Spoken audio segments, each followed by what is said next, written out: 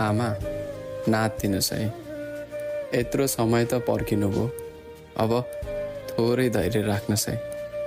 म नातिएको होइन, बस हाम्रो समय अलि सुस्त चलिरहेको छ। जति तपाईँलाई मेरो भोलिको चिन्ता छ, त्योभन्दा कयौँ गुणा ज्यादा मलाई तपाईँको आजको चिन्ता छ।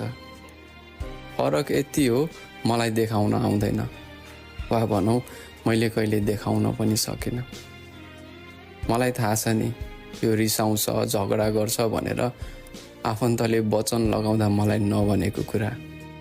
टाढा थिए, सुन्न सकिनँ होला, तर व्यवहार छर्लङ्ग देखेको छु आफ्नाहरूको। आमा, मलाई थाहा छ तपाईँले धेरै दुःख गर्नुभएको छ, पीडा सहनु भएको छ जिन्दगीमा। समय आओस् न मात्र, पुरानो कपडाले जस्तै